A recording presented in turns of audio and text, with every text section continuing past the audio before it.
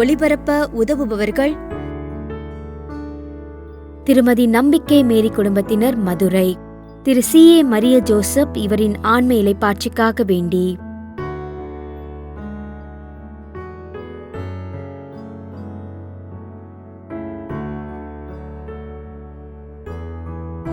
Doctor P. Antony Raj மற்றும் குடும்பத்தினர், USA.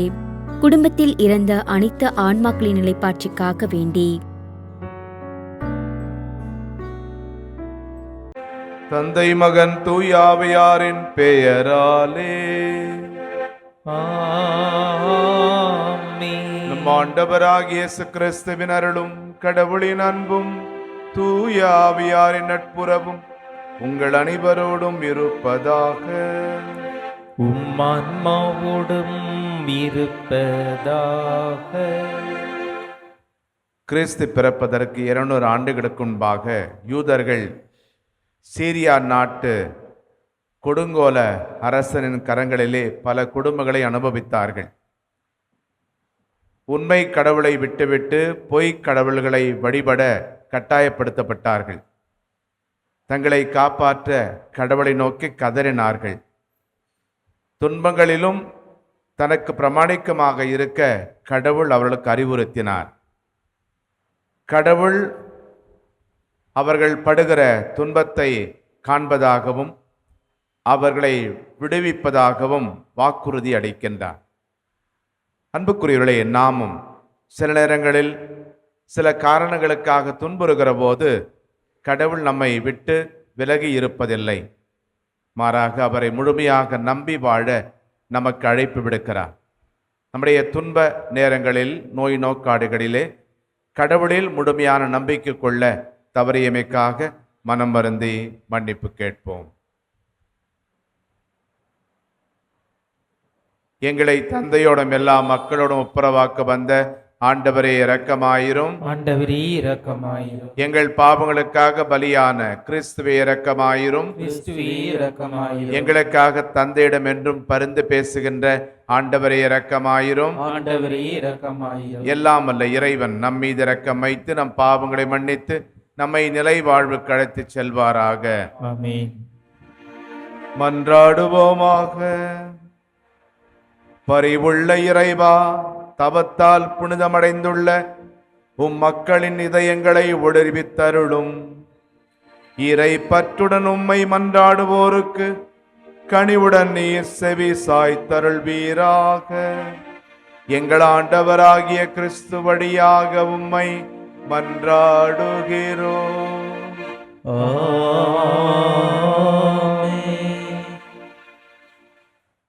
இறைவாக்கினர் தானியேல் நூலில் இருந்து வாசகம். அதிகாரம் 3. இறை வார்த்தைகள் 14 முதல் 20, 24 முதல் 25 மற்றும் 28 முடிய. அந்நாட்களில் நெபுக்கத்நேசர் அவர்களை நோக்கி, சாத்ராக்கு, மேசாக்கு, ஆபேத்நேகோ, நீங்கள் மூவரும் என் தெய்வங்களை வணங்கவில்லை என்பதும் நான் நிறுவிய பொற்சிலைகளை பணிந்து தொழவில்லை என்பதும் உண்மைதானே? இப்பொழுதாவது எக்காலம், நாதஸ்வரம், யாழ், கிண்ணரம், வீணை, பைக்குழல் முதலிய எல்லா வகை இசை கருவிகளையும் ஒலிக்க கேட்டவுடன் நீங்கள் தாழ வீழ்ந்து நான் செய்து வைத்துள்ள சிலையை பணிந்து தொழ தயாராய் இருக்கிறீர்களா? தொழாவிட்டால் அந்த நொடியிலேயே எரிகிற தீச்சுளையில் தூக்கி போடப்படுவீர்கள். உங்களை என் கையில் இருந்து தப்பிவிக்கக்கூடிய தெய்வம் ஒன்று உண்டோ என்றான். சாத்ராக்கு, மேசாக்கு, ஆபேத்நேகோ என்பவர்கள் நெபுக்கத்நேசர் அரசனை நோக்கி பதில் மொழியாக, இதை குறித்து நாங்கள் உமக்கு மறுமொழி கூற தேவையில்லை. அப்படியே எது நிகழ்ந்தாலும் நாங்கள் வழிபடுகிற எங்கள் கடவுள் எரிகின்ற தீச்சுளையிலிருந்து எங்களை மீட்க வல்லவர். அவரே எங்களை உன் கையில் இருந்து விடுவிப்பார். அப்படியே அவர்களுக்கு மனமில்லாமல் போனாலும், அரசரே, நாங்கள் உம்முடைய தெய்வங்களை வழிபட மாட்டோம். நீர் நிறுவிய பொற்சிலைகளையும் நாங்கள் தொழப்போவதில்லை. இது உமக்கு தெரிந்திருக்கட்டும் என்றார். இதை கேட்ட நெபுக்கத்நேசர் அரசன் சாத்ராக்கு மேசாக்கு ஆபேத்நேகோ ஆகியோரின் மீது வெகுண்டன. அவனது முகம் சினத்தால் சிவந்தது. வழக்கத்தை விட 7 மடங்கு மிகுதியாய் தீச்சுளையை சூடாக்கும்படி அரசன் கட்டளையிட்டான். பின்னர் சாத்ராக்கு மேசாக்கு ஆபேத்நேகோ ஆகியோரை கூட்டி எரியும் தீச்சுளையில் தூக்கி போடுமாறு தன் படை வீரர்கள் வலியவர் சிலருக்கு கட்டளையிட்டான். அப்பொழுது நெபுக்கத்நேசர் அரசன் வியண்டெழுந்து தம் அமைச்சரை நோக்கி, 3 பேரை தானே கட்டி நெருப்பினில் எரிந்தோம் என்றான். ஆம் அரசரே என்று அவர்கள் விடையளித்தனர்.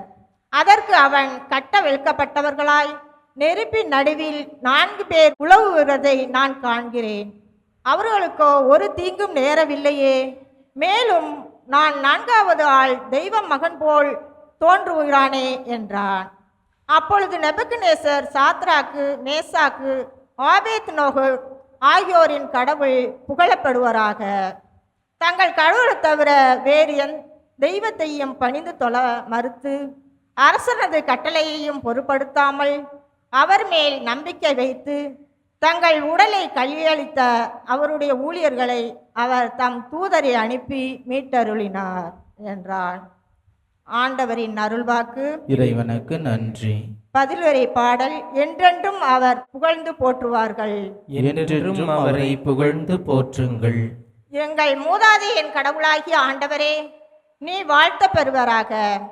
என்றென்றும் நீர் புகழப்பெறவும் ஏத்தி போற்ற பெறவும் தகுதியுள்ளவர். மாட்சியும் தூய்மையும் நிறைந்த உம் பெயர் வாழ்த்ததற்குரியது. பல்லவி. என்றென்றும் அவரை புகழ்ந்து போற்றுங்கள். உமது தூய மாட்சி விளங்கும் கோவிலில் நீர் வாழ்த்த பெறுவீராக. உயர் புகழ்ச்சிக்கும் மிகு மாழ்ச்சிக்கும் நீர் உரியவர். கெருபுகள் மேல் வீட்டிருந்து படுகுழியை நோக்குபவர், நீர் வாழ்த்த பெறுவீராக. நீர் என்றென்றும் புகழப்படவும் ஏத்தி போற்றப்படவும் தகுதியுள்ளவர். பல்லவி. என்றென்றும் அவரை போற்றுங்கள். சீரிய நல் உள்ளத்தோடு இறை வார்த்தையை கேட்டு அதை காத்து மன உறுதியுடன் பலன் தருபவர் பேறு பெற்றோர். ஆண்டவர்களோடு இருப்பாராக. உமான்மாவோடும் இருப்பாராக. யோவான் எழுதிய நற்செய்தியிலிருந்து வாசகம். ஆண்டவரே, மாட்சி உமக்கே. பிரிவு 8 வசனங்கள் 31 முதல் 42 வரை. இயேசு தம்மை நம்பிய யூதர்களை நோக்கி, என் வார்த்தைகளை நீங்கள் தொடர்ந்து கடைபிடித்து வந்தால் உண்மையில் என் சீடர்களாய் இருப்பீர்கள். உண்மையை அறிந்தவர்களாயும் இருப்பீர்கள். உண்மை உங்களுக்கு விடுதலை அளிக்கும் என்றார். யூதர்கள் அவரை பார்த்து, உங்களுக்கு விடுதலை கிடைக்கும் என நீர் எப்படி சொல்லலாம்? நாங்கள் யாருக்கும் ஒருபோதும் அடிமைகளாய் இருந்ததில்லை. நாங்கள் ஆபிரகாமின் வழிமரபினர் ஆயிற்றே என்றார்கள். அதற்கு இயேசு, பாவம் செய்யும் எவரும் பாவத்திற்கு அடிமை என உறுதியாக உங்களுக்கு சொல்கிறேன். வீட்டில் அடிமைக்கு நிலையான இடம் இல்லை. மகனுக்கு அங்கு என்றென்றும் இடம் உண்டு.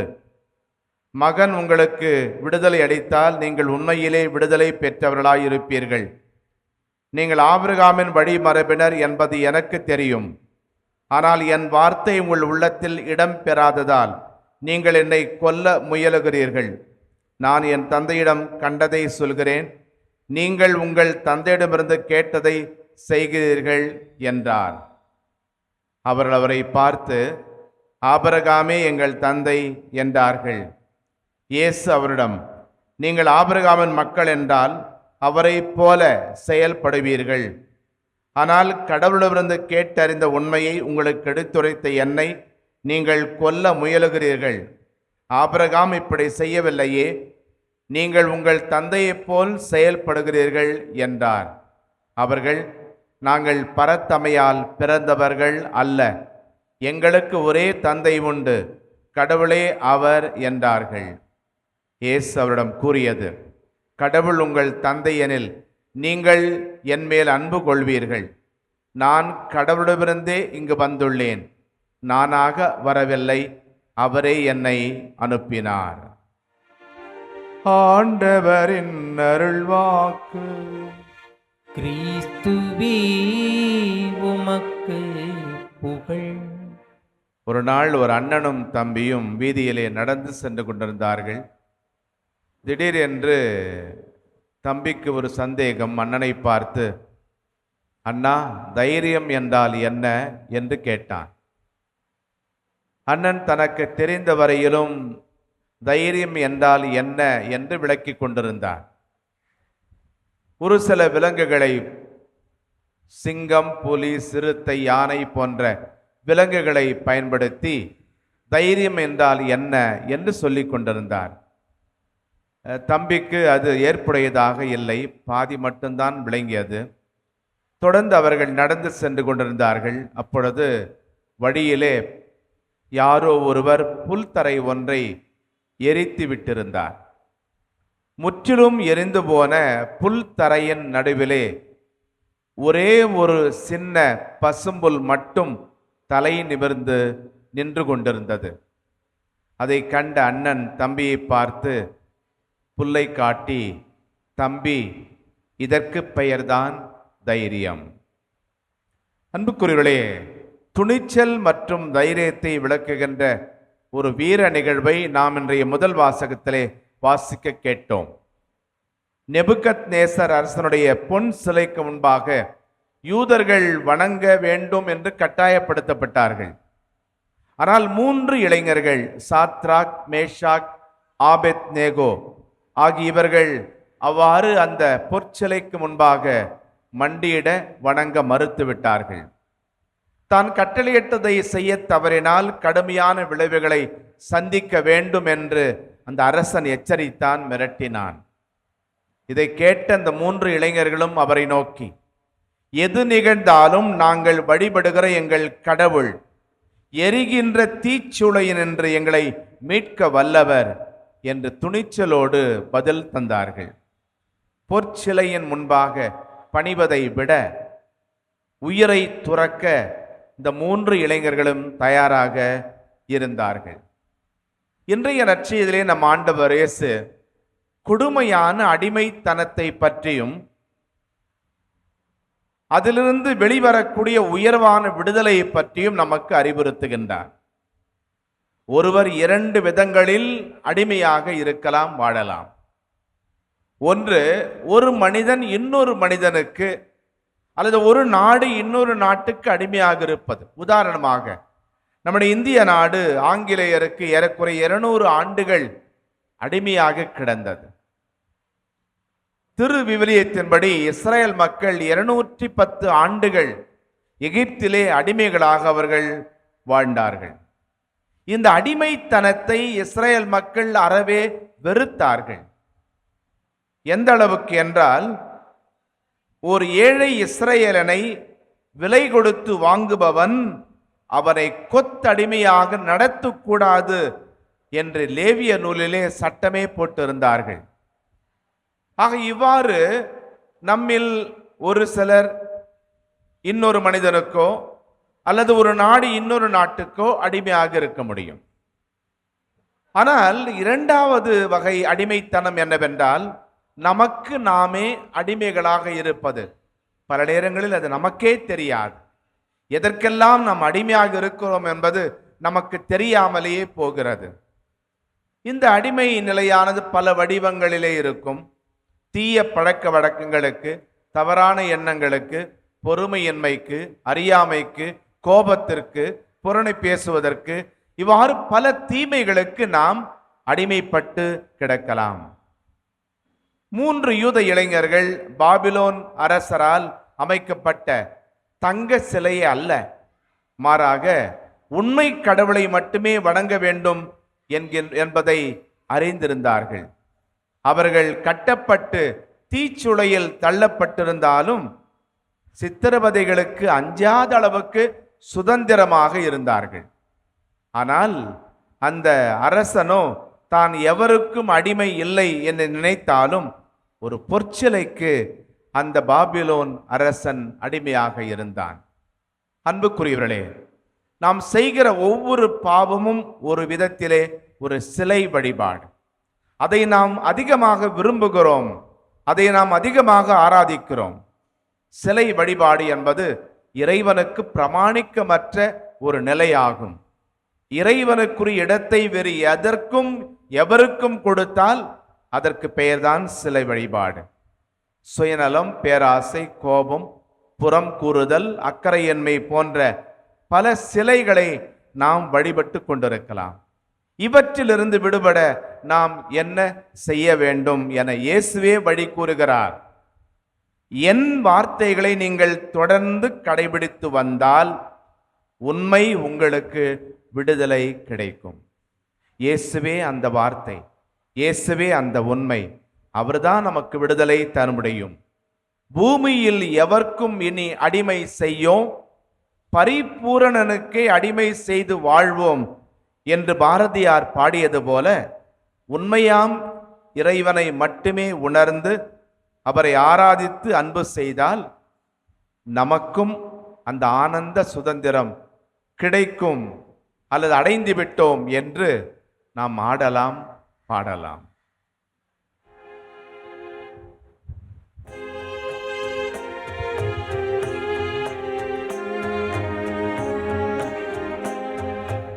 இதோ உமது அடிமை, இறைவாயேற்பாயும்மை.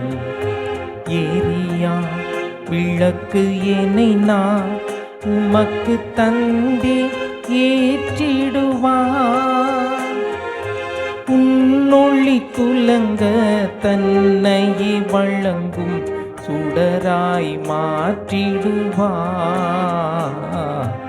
இதோ உமது அடிமை, இறைவாயேற்பாயும்மை.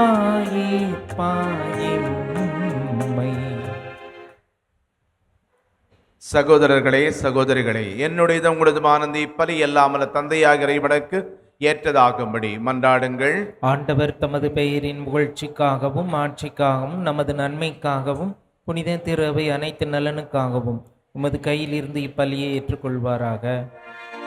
ஆண்டவரை நாங்கள் உமக்கு ஒப்புக் கொடுப்பதற்காக நீர் எங்களுக்கு அளித்துள்ள இப்பலி பொருட்களை பெற்றுக் கொள்வீராக. உமது பெயரின் மாட்சிக்காக பலிப்பு கொடுக்க செய்த நீர் அதனை எங்களுக்கு அருமருந்தாகிட செய்வீராக.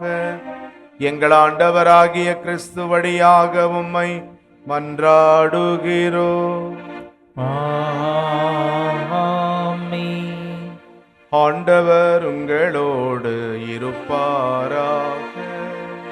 உம்மான்மாவோடும் இருப்பாராக. இதயங்களை மேலே எழுப்புங்கள். ஆண்டவரிடம் எழுப்பியுள்ளோம். நம் இறைவனாகிய ஆண்டவருக்கு நன்றி கூறுவோம். அது தகுதியும் நீதியுமானதே. ஆண்டவரே, தூயவரான தந்தையே, என்றும் உள்ள எல்லாமல்ல இறைவா, எந்நாளும் எவ்விடத்திலும் நாங்கள் உமக்கு நன்றி செலுத்துவது மெய்யாகவே தகுதியும் நீதியுமாகும், எங்கள் கடமையும் மீட்புக்குரிய செயலுமாகும். ஏனெனில் உம் திருமகன் மீட்பளிக்கும் பாடுகளினால் உலகம் அனைத்தும் நல்லுணர்வை பெறுகின்றது, உமது மாண்பை அறிக்கையிடுகின்றது. சிலுவையின் வியத்தகு வலிமையினால் உலகத்தின் மீது தீர்ப்பும் சிலுவையில் அறையுண்டவரின் அதிகாரமும் விளங்குகின்றன. ஆகவே ஆண்டவரே, வானதூதர் புனிதர் அனைவரோடும் நாங்கள் சேர்ந்து உம்மை அறிக்கையிட்டு அக்களிப்புடன் போற்றுவதாவது: தூயவர் தூயவர் தூயவர், வான்படிகளின் கடவுளாம் ஆண்டவர். விண்ணகமும் மண்ணகமும் மதுமாட்சியால் நிறைந்துள்ளன. உன்னதங்களிலே ஓசன்னா. ஆண்டவர் பெயரால் வருகிறவர் ஆசை பெற்றவர். உன்னதங்களிலே ஓசன்னா. ஆண்டவரை, நிர்மையாகவே தூயவர், தூய்மை அனைத்துக்கும் ஊற்று. ஆகவே உம்முடைய ஆவியை பொழிந்து இக்காணிக்கைகளை தூய்மைப்படுத்துமை வேண்டுகிறோம். இவ்வாறு எங்கள் ஆண்டவர் இயேசு கிறிஸ்துவின் உடலும் இரத்தமுமாக எங்களுக்கு இவை மாறுவனவாக.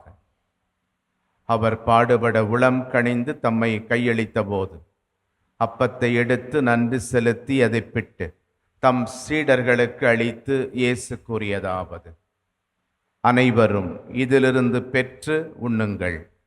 ஏனெனில் இது உங்களுக்காக கையளிக்கப்படும் என் உடல்.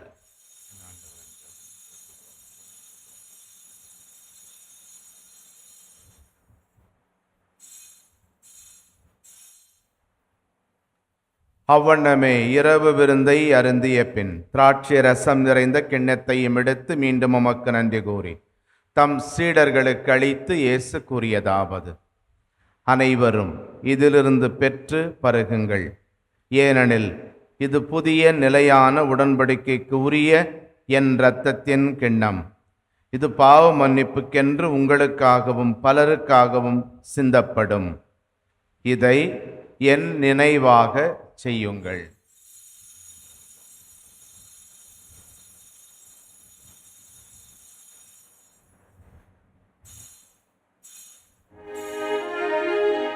நம்பிக்கையின் மறைபொருள்.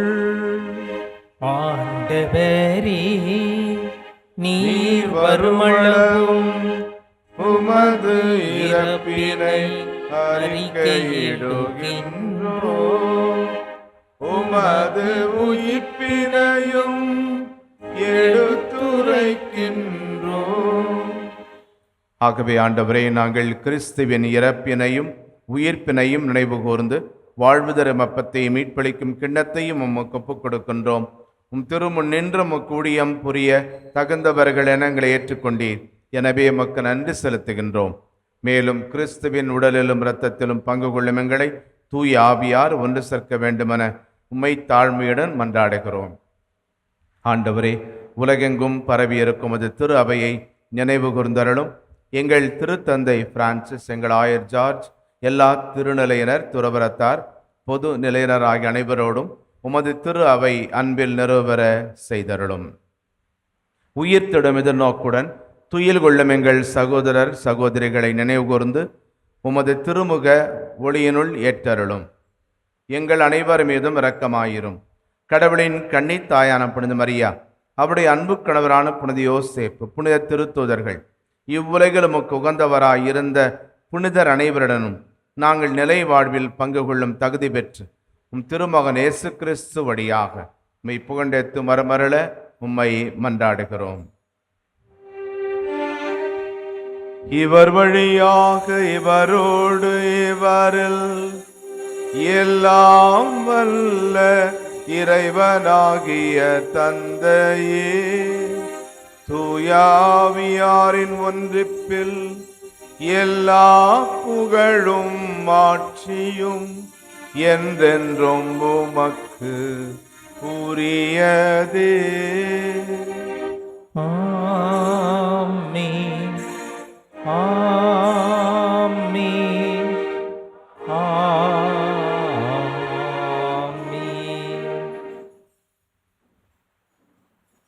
உண்மை கடவுளை மட்டுமே நாம் ஆராதித்து நிரந்தரமான விடுதலை பெற வேண்டிய அருளுக்காக மன்றாடுவோம். விண்ணுலகில் இருக்கிற எங்கள் தந்தையே, உமது பெயர் தூயது என போற்றப் பெறுக. உமது ஆட்சி வருக. உமது திருவுளம் விண்ணுலகில் நிறைவேறுவது போல மண்ணுலகிலும் நிறைவேறுக. எங்கள் அன்றாட உணவை இன்று எங்களுக்கு தாரும். எங்களுக்கு எதிராக குற்றம் செய்வோரை நாங்கள் மன்னிப்பது போல எங்கள் குற்றங்களை மன்னியும். எங்களை சோதனைக்கு உட்படுத்தாதேயும், தீமையிலிருந்து எங்களை விடுவித்தருளும். ஆண்டவரே, தீமை அனைத்திலிருந்தும் எங்களை விடுவித்து எங்கள் வாழ்நாளில் அமைதியை கனிவுடன் அருளும் மன்றாடுகிறோம். உமது இரக்கத்தின் உதவியால் நாங்கள் பாவத்திலிருந்து எப்போதும் விடுதலை பெற்று யாதொரு கலக்கமுமின்றி நலமாயிருப்போமாக.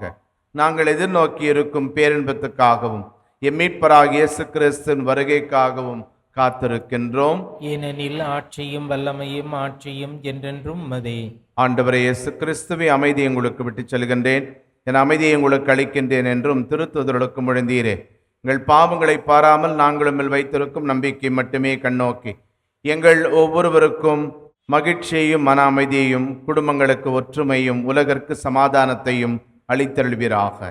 என்றென்றும் வாழ்ந்து ஆட்சி செய்கின்றவர் நீரே. ஆமென். ஆண்டவருடைய சமாதானம் உங்களோடு என்றும் இருப்பதாக, ஆன்மாவோடும் இருப்பதாக. ஒருவருக்கொருவர் சமாதானத்தை அறிவித்துக் கொள்வோம். சமாதானம். உலகின் பாவங்களை போக்கும் இறைவனின் செம்மறியே, எங்கள் மேல் இரக்கமாயிரும். உலகின் பாவங்களை போக்கும் இறைவனின் செம்மறியே, எங்கள் மேல் இரக்கமாயிரும். உலகின் பாவங்களை போக்கும் இறைவனின் செம்மறியே, எங்களுக்கு அமைதியை அளித்தருளும். இதோ இறைவனின் செம்மறி, இவரே நமது ஒரே உண்மை. இவரை உணவாக உண்ண இன்று அழைக்கப்பட்டிருக்கிறோம். நாம் பேறு பெற்றவர்கள். ஆண்டவரே, நீர் நிலத்தில் நான் தகுதியற்றவன், ஆனால் ஒரு வார்த்தை மட்டும் சொல்லி அருளும். எனது ஆன்மா நலமடையும். மன்றாடுவோமாக. ஆண்டவரே, நாங்கள் பெற்றுக்கொண்ட மறைபொருட்கள் எங்களுக்கு விண்ணக மருந்தாய் அமைவனவாக. அதனால் இவை எங்கள் உள்ளங்களின் குற்றங்களை கழுவி முடிவில்லா பாதுகாப்பில் எங்களை உறுதிப்படுத்துவனவாக. எங்கள் ஆண்டவராகிய கிறிஸ்து வழியாக உம்மை மன்றாடுகிறோம். ஆண்டவர்களோடு இருப்பாராக. ஆன்மாவோடும் இருப்பாராக. எல்லாம் வல்ல இறைவன் தந்தை, மகன், தூயாவியார் உங்களுக்கு ஆசி வழங்குவாராக. கிறிஸ்துவின் அன்பில் சென்று வாழுங்கள். இறைவனுக்கு நன்றி. திருப்பலி ஒளிபரப்ப உதவியவர்கள்: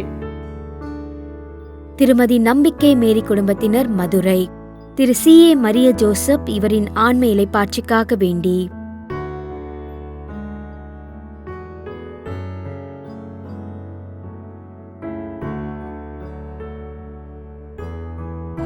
டாக்டர் P. ஆண்டனி ராஜ் மற்றும் குடும்பத்தினர், USA. குடும்பத்தில் இறந்த அனைத்து ஆன்மாக்களின் நிலைப்பாட்சிக்காக வேண்டி.